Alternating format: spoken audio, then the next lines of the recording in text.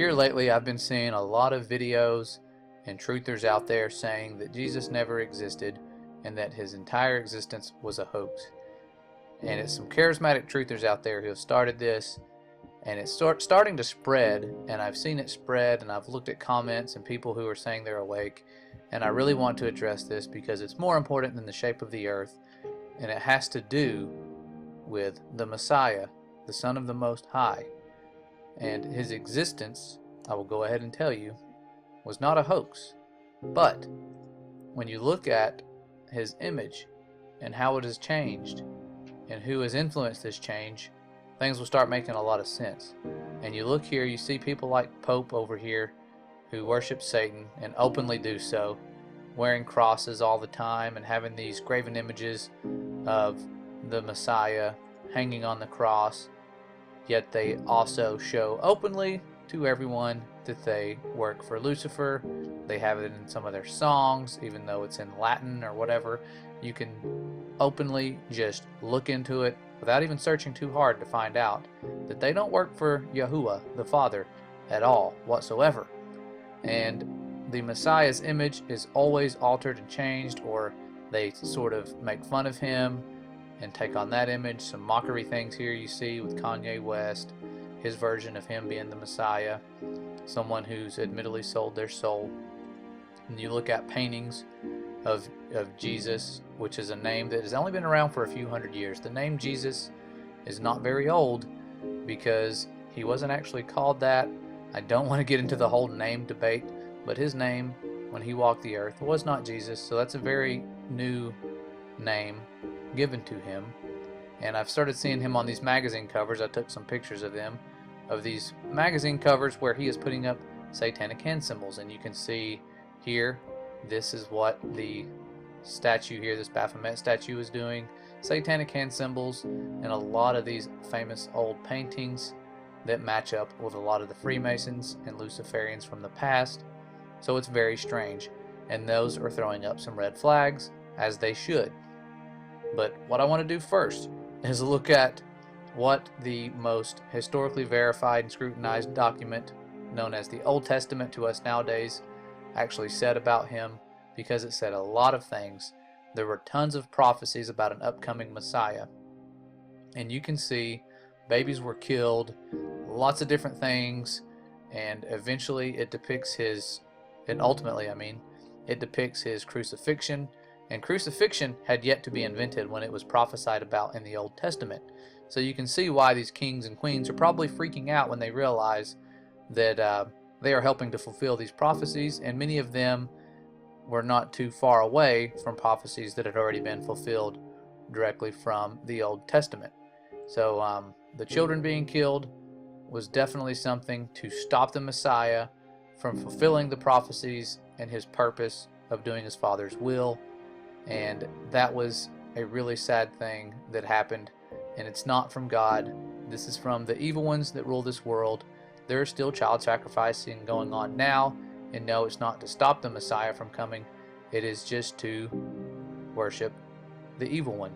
And so a lot of that's gone on throughout the past, but I want to look at now a message that the Messiah himself gave us about who the Antichrist, which that's a word most of you are familiar with.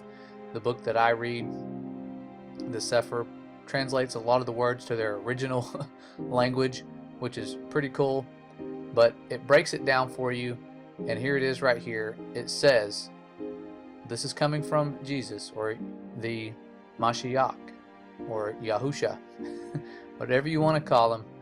But I don't want to get into the name debate in this video. But he says here, little children, in the last time, and as you have heard, that anti-Mashiach, or the Antichrist, shall come. And that word Mashiach just means anointed. They shall come.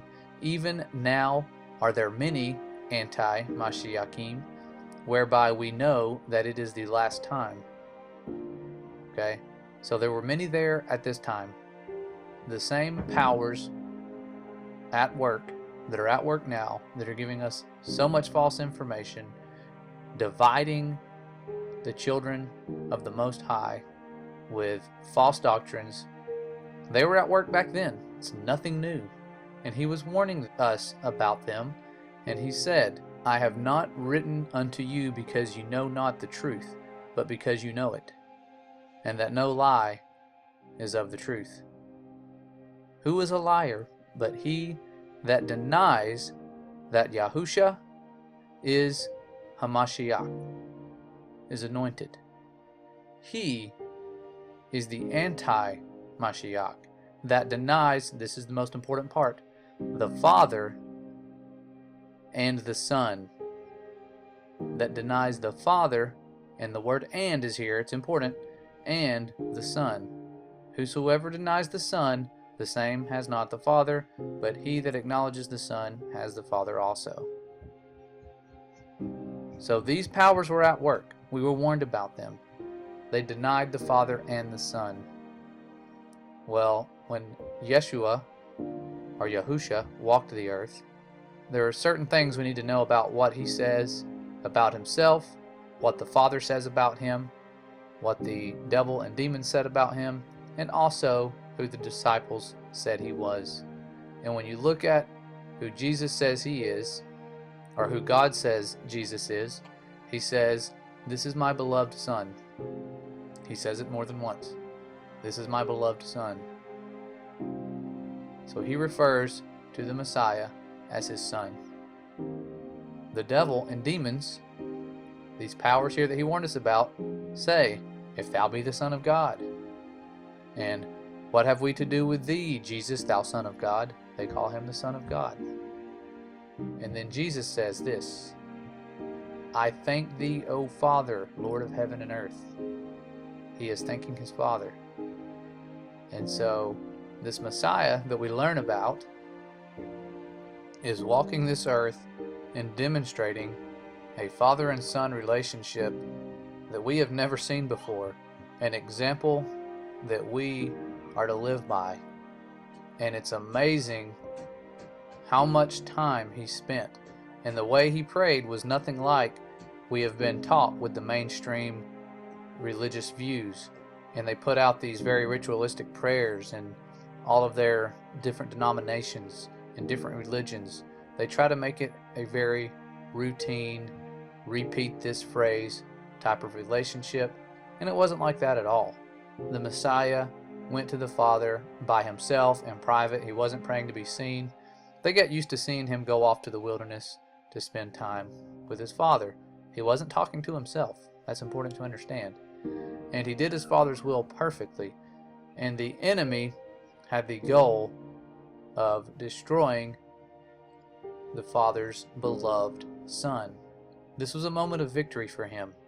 And that's why you see the cross and this graven image of a suffering Messiah throughout the insides of these cathedrals and places like that, because it's a moment of victory. But had they known, because there was some wisdom that was hidden from the princes of this world, and when you look in 1 Corinthians, you'll see it says right here, "Which none of the princes of this world knew, for had they known it, they would not have crucified the Lord of glory." They didn't know what that would do for us and what it would do for them. The type of power and love and grace that was poured out and shown for us who are unworthy, we did not deserve that everything was pointing to and leading to. They did not know what would happen. If they had known, they would not have crucified him, the beloved Son of the Most High, who had done nothing wrong. But too many people were waking up to truth when they were seeing the Father's will played out and finding out that death was not the Father's will, that death was the enemy, that healing was the Father's will, and that through faith and trust, which the word faith just means trust, that great things were happening. And the people who went on to teach about this, persecuted and burned and murdered like crazy. And they wouldn't have been murdered by the Roman emperor and many, many more if they were running around teaching fairy tales and something that was a hoax. Yes, the New Testament is newer than the Old Testament, but those words have been well documented and preserved in many different places, and they all match up. And if you find something that seems to not match up, you need to investigate it, figure out what that translation was originally, and get to the bottom of it, because sometimes things don't seem to make sense, and with all of the different translations, it's easy to get lost. But the Messiah did come. He did fulfill the prophecies. He did rise again on the third day. And the Father loved us so much that He sent Him to us. He sent His Son. You can't send something if you don't already have it. He had a beloved Son. He sent Him to us. We didn't deserve it, but He sent Him anyways. A gift given to be raised up. And that's the truth of the matter. Yes, they've corrupted His image. They have merged Him with the Father so that people would worship Him as if He were the Father. He is the Son, the beloved Son, and He did His Father's will perfectly. When He said, "Not my will, but yours be done," He was speaking to His Father. He had so many moments of pain. He was tempted. The Father Himself can't be tempted, but the Messiah was tempted, just like you and I. And He had to overcome and be that sacrificial lamb. And that's where the grace was given to you and I. We have an example to live by. We need to use this example. Get out, spend time with the Father, find out what He wants for us. Not our will, but His will be done. I hope this makes a lot of sense. There's so many more things that are going into this that you don't see. But there are so many teachings that are of the spirit of the Antichrist that deny the Father and the Son. If you deny the Son, that is of the spirit of the Antichrist. If you have something like evolution or Big Bang, anything like that that denies the Father, it also denies the Son. If you merge the two, you deny both of them. And the Roman Catholics who had that doctrine voted in did so knowing that it would most likely become mainstream. They're desperate. The truth was spreading so fast they had to do something. And with their craftiness, they have literally transformed mainstream Christianity. They changed the days of worship. They've altered our calendars. Lots of things. You need to be suspicious about the things that have been altered and changed after the Messiah left to be with the Father. So keep doing your research. Go to the Father. Let the Holy Spirit be your guide. Don't just cite YouTube videos as truth. The Holy Spirit is here to cut out all the lies. Hope this message finds you at a time of need. Thank you for always being a blessing to us. Love you guys. The Father loves you. Thanks for all that you do. You are a beloved creation of the Most High.